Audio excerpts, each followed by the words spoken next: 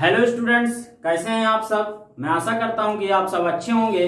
तो स्टूडेंट्स, आज हम इस क्लास में पढ़ेंगे क्लास 12th का chapter 2 sexual reproduction in flowering plants. तो स्टूडेंट्स, आपका ये चैप्टर चल रहा था 12th क्लास वालों का, जिसमें से 4 लेक्चर हो चुके हैं और आज यह मेरा 5वां लेक्चर है। ठीक है स्टूडेंट्स, तो आज इस लेक्चर में हम पढ़ने वाले हैं मेगा स्पोरोजेनेसिस यानी कि गुरु बीजाणु जनन क्या है, इसके बारे में पढ़ेंगे। फीमेल गैमेटोफाइट या इसी को एम्ब्रियोसाइट, इसका डेवलपमेंट कैसे होता है, इसको भी हम आज जानने वाले हैं स्टूडेंट्स इस क्लास में। तो स्टूडेंट्स, जो पिछली क्लास थी यानी कि लेक्चर 4 था, उसमें हमने जाना था बीजांड की संरचना। ठीक है स्टूडेंट्स, क्या जाना था? बीजांड की संरचना। ठीक, उसका हमने जो है उसमें डिस्कशन किया था। तो आगे अब हम बात करेंगे बीजांड की संरचना के आगे हम बात करते हैं कि किस प्रकार से जो है ये फीमेल गैमेटोफाइट एम्ब्रियोसाइट में किस प्रकार से फीमेल गैमेट्स बनते हैं। ठीक है स्टूडेंट्स, तो इसकी आज हम बात करने वाले हैं। तो चलिए स्टूडेंट्स, स्टार्ट करते हैं आज की क्लास। तो सबसे पहले तो मैं आपसे ये कहना चाहूंगा कि ये बोर्ड में जितने भी ये चित्र बने हुए हैं, इसका आप स्क्रीनशॉट ले लीजिए। ठीक है स्टूडेंट्स, इसका स्क्रीनशॉट ले लें, या तो फिर इसको पॉज करके बना सकते हैं, वो थोड़ा सा डिफिकल्ट है, बाद में बनाते रहिएगा, पहले इसका स्क्रीनशॉट ले लें।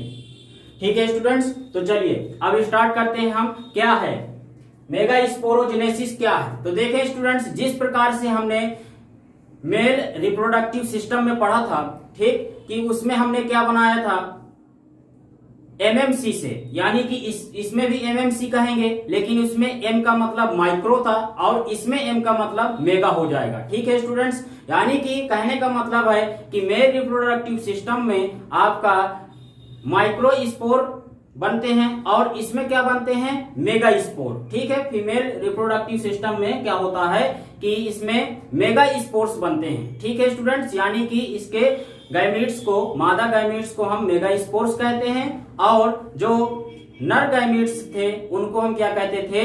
Micro spores. ठीक है स्टूडेंट्स, या उसी को हम नाम देते थे पोलन ग्रेन। ठीक, तो अभी तक अगर आपने नहीं देखा है उस लेक्चर को, तो नीचे डिस्क्रिप्शन में जाएं, वहां पर आपको लिंक मिल जाएगी, उसको आप अवश्य देखें। इसके बाद आपको ये सारी पूरी क्लास आज की ये समझ में आएगी। ठीक है स्टूडेंट्स, अगर हमसे नए आज बच्चे जुड़े हैं इस वीडियो के माध्यम से, तो वो वीडियो जो है रेड कलर का जो बटन है सब्सक्राइब का, उसको अवश्य दबा लें और साथ ही बेल आइकन को जरूर प्रेस कर लें, ताकि हमारे नए वीडियोज के नोटिफिकेशन आप तक पहुंच सकें सबसे पहले। ठीक है स्टूडेंट्स, तो इतना काम आप जरूर कर लीजिए ताकि आप हमसे जुड़े रहें और हम आपको अच्छी बेहतर क्लास इसी प्रकार दे सकें। तो स्टूडेंट्स देखें, क्या होता है कि एक जो है एमएमसी से, एक एमएमसी से क्या बन जाना?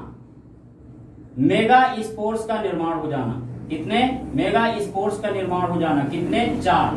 ठीक, यानी कि कहने का मतलब कि एक मेगा स्पोर मदर सेल से 4 मेगा स्पोर्स का निर्माण होना। ठीक है स्टूडेंट्स, यही आपका क्या कहलाता है? मेगा स्पोरोजेनेसिस, यानी कि गुरु बीजाणु जनन। ठीक, समझ में आई बात? और ये किस प्रकार से होगा? तो इसमें स्टूडेंट्स अर्धसूत्री विभाजन हो जाएगा। क्या हो जाएगा?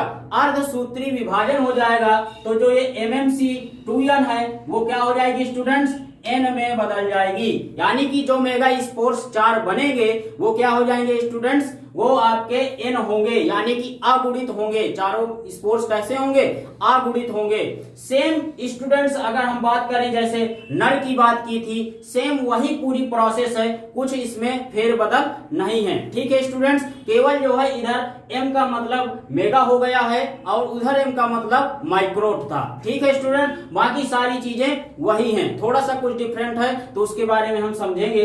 तो आपको ये समझ में आए कि मेगा स्पोरोजेनेसिस क्या है, यानी कि गुरु बीजाणु जनन क्या है। तो आप बताओगे कि एक एमएमसी से 4 मेगा स्पोर्स का बनना। ठीक, 4 मेगा स्पोर्स का बनना, और कैसा बनना, अगुणित बनना, इसी को हम क्या कहते हैं स्टूडेंट्स, गुरु बीजाणु जनन कहते हैं। ठीक है स्टूडेंट्स, तो अब इसकी हम प्रोसेस देख लेते हैं कि किस प्रकार से ये 4 जो है अगुणित हमारे बनेंगे स्पोर्स, इनको हम देख लेते हैं। तो ये स्टूडेंट्स देखें, जैसे कि कल आपने देखा था कि एक जो है बीजांड इस प्रकार का मैंने बनाया था कल के जो है लेक्चर में। आपका ये बीजांड जो होता है वो कहां पर बंद होता है स्टूडेंट्स, अंडाशय में। कहां पर बंद होता है, अंडाशय में। ये इस प्रकार से आपका जो है अंडाशय हो गया।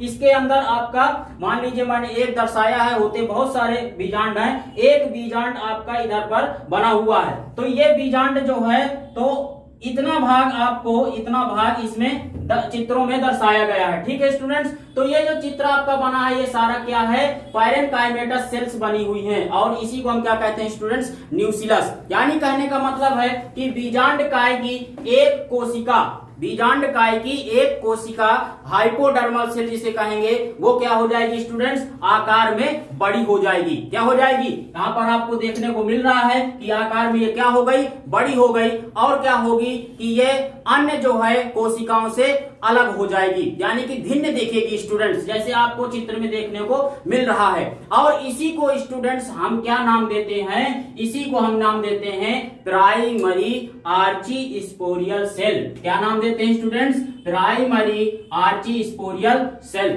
ठीक है स्टूडेंट्स, अब देखें आगे जो बात होगी तो इसमें क्या होगा, प्राइमरी आर्चीस्पोरियल सेल में स्टूडेंट्स क्या होगा कि परिणत विभाजन होगा। क्या होगा, परिणत विभाजन। ठीक, यानी पेरिकेलाइनल डिवीजन होगा। तो इससे क्या होंगे कि 2 सेल्स का निर्माण होगा।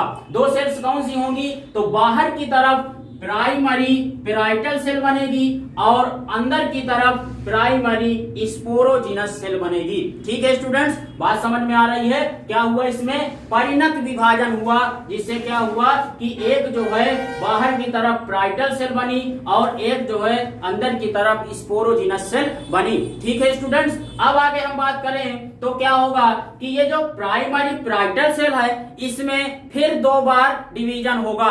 ठीक, परिणत विभाजन फिर 2 बार होगा, जिससे क्या होगा स्टूडेंट्स, ये 2 टुकड़ों में यानी 2 कोशिकाओं में फिर से बट जाएगी। अगले चित्र में आपको देखने को मिल रहा है कि ये फिर क्या बन जाएंगी, इनको हम पेराइटल सेल्स कहेंगे। क्या कहेंगे, ये प्राइमरी थी, फिर इसके बाद ये पेराइटल सेल्स कहलाएंगी। ठीक है स्टूडेंट्स, इसके बाद स्टूडेंट्स जो प्राइमरी स्पोरोजिनस सेल थी ये क्या हो जाएगी, ये जो है एमएमसी की भांति कार्य करने लगेगी। यानी कहने का मतलब है मेगा स्पोर मदर सेल की तरह भांति ये कार्य करने लगेगी। तो इसको हम क्या कहेंगे, एमएमसी कहेंगे। क्या कहेंगे स्टूडेंट्स, एमएमसी कहेंगे। और इसमें कोई भी विभाजन अभी नहीं होगा। अगले स्टेप में क्या होगा स्टूडेंट्स कि जो पेराइटल सेल्स हैं वो नष्ट हो जाएंगी। ठीक, वो क्या होंगी, नष्ट हो जाएंगी, और वो बाद में जो है भ्रूण के जो है विकास के लिए क्या होगा, उसके पोषण में काम आएंगी। स्टूडेंट्स जो एमएमसी है वो क्या होगा, उसमें डिवीजन होगा, यानी कि यहीं पर अर्धसूत्री विभाजन होगा। क्या होगा, अर्धसूत्री विभाजन होगा। और अर्धसूत्री विभाजन होने से क्या होगा स्टूडेंट्स, 4 स्पोर्स बनेंगे, या कह सकते हैं 4 मेगा स्पोर्स का निर्माण होगा, जिसको हम क्या कहेंगे स्टूडेंट्स, टेट्राड। क्या कहेंगे, टेट्राड ऑफ मेगा स्पोर्स। ठीक है स्टूडेंट्स, जैसे आपने पिछले लेक्चर में देखा था जब हमने माइक्रो स्पोर्स का निर्माण किया था स्टूडेंट्स, तो उसमें क्या होता था, जो माइक्रो स्पोर्स होते हैं स्टूडेंट्स वो क्या होते हैं, आपके बिखरे हुए होते हैं, यानी कि अलग अलग बनते हैं। ठीक है, और वो जो है एक जो है संयुक्त रूप से पहले चिपके रहते थे और इसके बाद स्टूडेंट्स वो बिखर जाते थे। लेकिन स्टूडेंट्स अगर इसमें हम बात करें तो ये टेट्राड जो बनेगा स्टूडेंट्स, इसको हम लीनियर टेट्राड कहेंगे। क्या कहेंगे, लीनियर टेट्राड। क्यों कह रहे हैं लीनियर टेट्राड, क्योंकि आपको इसमें देखने को मिल रहा है कि ये एक सीधी रेखा में चारों स्पोर्स एक सीधी रेखा में बन रहे हैं। ठीक है स्टूडेंट्स, और ये चारों स्पोर्स क्या होंगे, एन एन एन होंगे। ठीक, यानी कि अगुणित होंगे। अब इसके बाद देखें कितना जो है बढ़िया जो है पौधों में होता है।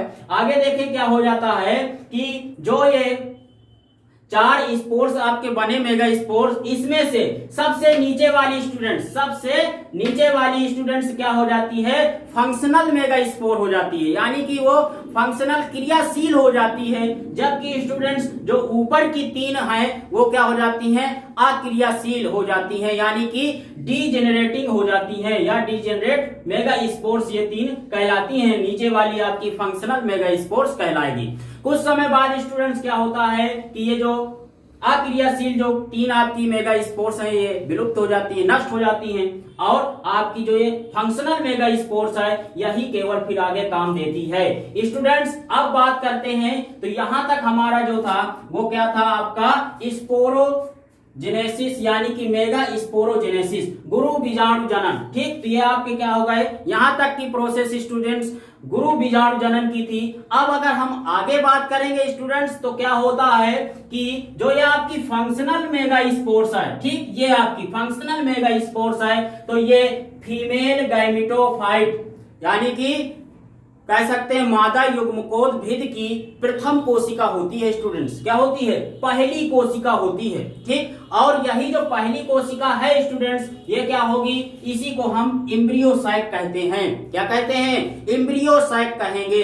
ठीक, और यही देखें एम्ब्रियोसाइट क्या हो जाती है, आकार में बड़ी हो जाती है। क्या हो जाएगी, आकार में स्टूडेंट्स बड़ी हो जाएगी, और इसके अंदर जो न्यूक्लियस एक है उसमें फ्री न्यूक्लियर डिवीजन हो जाएगा, और इसी को हम एफएनडी कहेंगे, फ्री न्यूक्लियर डिवीजन। और जब ये फ्री न्यूक्लियर डिवीजन स्टूडेंट्स हो जाता है तो इसमें 2 न्यूक्लियस का निर्माण होगा। एक न्यूक्लियस आपका चैलाजा पोल की तरफ और एक न्यूक्लियस आपका माइक्रोपोल की तरफ होगा। ठीक, या कह सकते हैं ये जो है एक बीजांड द्वार की तरफ और एक आपका निभाग की तरफ, 2 जो है आपके न्यूक्लियस बनेंगे। इन्हीं को हम कहते हैं स्टूडेंट्स डॉटर न्यूक्लियाई। क्या कहते हैं, डॉटर न्यूक्लियाई। स्टूडेंट्स इसी जो है कोशिका में आपको दिख रहा है कि ये वैक्यूल का भी निर्माण हो गया। ठीक, वैक्यूल रिक्तिका का भी इसी में निर्माण हो जाता है स्टूडेंट्स। बाकी जगह जो है आपका पूरा साइटोप्लाज्म ही भरा हुआ है। ठीक, आगे स्टेप में हम अगर बात करें स्टूडेंट्स, तो फिर इन जो है न्यूक्लियाई में फ्री न्यूक्लियर डिवीजन होगा, फिर से फ्री न्यूक्लियर डिवीजन होगा, और 2 से फिर क्या होंगे, 4 न्यूक्लियाई बनेंगे, यानी 4 डॉटर न्यूक्लियाई फिर से बनेंगे। और यही 4 न्यूक्लियर डॉटर जो हैं ये होंगे क्या, इसके अंदर भी स्टूडेंट्स वैक्यूल होगा, इस कोशिका में भी वैक्यूल होगा, और 2 जो होंगे वो निभाग की तरफ और 2 बीजांड द्वार की तरफ। ठीक है स्टूडेंट्स, इसके बाद फिर देखें इन चारों न्यूक्लियाई में फिर से फ्री न्यूक्लियर डिवीजन हो रहा है, और फ्री न्यूक्लियर डिवीजन जब होगा इस वाले स्टेप में, तो क्या होगा स्टूडेंट्स, 8 न्यूक्लियस बनेंगे। कितने, 8 न्यूक्लियस, जिसमें से क्या होगा, 4 न्यूक्लियस ऊपर की तरफ यानी कि निभाग की तरफ, और 4 न्यूक्लियस स्टूडेंट्स कहां, बीजांड द्वार की तरफ आ जाएंगे। ठीक है स्टूडेंट्स, आपको इस चित्र में देखने को मिल रहा है, इसको थोड़ा ध्यान से समझना है कि जो आपके देखें 3 जो है यहां पर संयुक्त रूप से जुड़ जाएंगे। ठीक, और इनमें से 2 सेल्स, ये वाली 2 सेल्स को हम सिनर्जिड कहेंगे, और इसमें से स्टूडेंट्स एक जो है आप न्यूक्लियस, ये वाला न्यूक्लियस आपका एक सेल कहलाएगा। ठीक, ये क्या कहेगा, ये आपके क्या होगा, सिनर्जिड सेल्स, और ये आपकी क्या हो जाएगी, एग सेल। स्टूडेंट्स ध्यान देना है थोड़ा सा। इसके बाद जो नीचे हैं बीजांड द्वार की तरफ, तो ये आपके एंटीपोडल सेल कहलाएंगे। तीनों क्या कहलाएंगे स्टूडेंट्स, एंटीपोडल सेल्स कहलाएंगी। इसके बाद स्टूडेंट्स आपको देखने को मिल रहा है कि बीच में 2 आपकी पोलर सेल हैं। ठीक, तो क्या होगा कि इनके जो ये सेल्स आपके अभी तक न्यूक्लियस थे, लेकिन अब इनका क्या हुआ, सेल्स में अब हम इनको क्यों बात करने लगे, तो इसलिए करने लगे स्टूडेंट्स कि क्या होगा कि ये साइटोप्लाज्म जो है इन न्यूक्लियाइयों के ऊपर बहुत सारा इकट्ठा हो जाता है, और इसीलिए ये सेल्स का निर्माण कर लेती हैं, यानी कि ये सेल में बदल जाती हैं स्टूडेंट्स। तो ये जो न्यूक्लियस आपके बीचों बीच 2 दिख रहे हैं, तो ये भी क्या हो जाएंगे, सेल कहलाने लगेंगे, और इसको हम क्या कहेंगे, पोलर सेल कहेंगे स्टूडेंट्स। क्या कहेंगे, पोलर सेल कहेंगे। अगले स्टेप में देखें साइटोकाइनेसिस की क्रिया होगी स्टूडेंट्स, तो बाकी 2 सेल्स ये आपकी सिनर्जिड्स, नीचे आपकी तीनों सेल एंटीपोडल्स, आपका एक एग सेल, लेकिन जो ये आपकी पोलर सेल्स हैं ये बदल जाएंगी किसमें स्टूडेंट्स, सेकेंडरी न्यूक्लियस में बदल जाएंगी। किसमें? सेकेंडरी न्यूक्लियस यानी कि 2n में बदल जाएंगी। अब इस सेकेंडरी जो है न्यूक्लियस 2n का क्या होता है वो हम अगले जो है इस वीडियो में, नेक्स्ट जो वीडियो आएगा उसमें पढ़ेंगे कि किस प्रकार से आपका निषेचन की क्रिया होगी। स्टूडेंट्स, जो पौधे होते हैं पौधों में द्विनिषेचन पाया जाता है, यानी कि डबल फर्टिलाइजेशन इसमें क्रिया होती है। तो ये किस प्रकार से होगी तो इसकी हम अगले नेक्स्ट वीडियो में बात करेंगे स्टूडेंट्स। तो ये आपका जो एम्ब्रियो सैक डेवलपमेंट पूरा हुआ यहाँ तक, और इसके बाद ये एक सेल का क्या होता है इसकी भी हम बात करेंगे स्टूडेंट्स। ठीक है, तो ये आपका बीजांड के अंदर जो है एम्ब्रियो सैक का निर्माण हो गया। ठीक है स्टूडेंट्स, अगर पेपर में आपके पूछ लेता है कि एम्ब्रियो सैक की संरचना बनाइए तो आपको स्टूडेंट्स ये वाला चित्र केवल अकेले इसको बड़ा करके बना देना है। ठीक है स्टूडेंट्स, यही आपका एक कंप्लीट एम्ब्रियो सैक का निर्माण है। ठीक है स्टूडेंट्स, तो यहाँ तक आपको पूरी बात समझ में आई होगी, मैं आशा करता हूँ। इसके बाद स्टूडेंट्स इसके आगे क्या होता है निषेचन की क्रिया, उसको हम समझेंगे। तो अभी तक के जो लेक्चर्स हुए 5 लेक्चर्स, इनमें स्टूडेंट्स हमने केवल प्री फर्टिलाइजेशन खत्म किया है। क्या खत्म किया है? प्री फर्टिलाइजेशन, यानी कि गैमीट्स का निर्माण, यानी कि हमने नर गैमीट्स भी बना लिए, मादा गैमीट्स भी बना लिए। ठीक है स्टूडेंट्स, यानी कि अभी तक हमने केवल तैयारी की थी। क्या की थी? यानी कि प्री प्लान किया था निषेचन होने के लिए। ठीक है स्टूडेंट्स, तो अगले जो है नेक्स्ट वीडियो में हम फर्टिलाइजेशन पढ़ेंगे, वो क्रिया किस प्रकार से होती है, और फिर इसके बाद भ्रूण का विकास कैसे होता है और बीज निर्माण कैसे होता है, ये भी आगे हम आने वाले वीडियोज में पढ़ने वाले हैं। तो सब्सक्राइब का बटन अवश्य दबा दीजिए ताकि आपके कोई भी इस प्रकार के वीडियो मिस ना हो। ठीक है स्टूडेंट्स।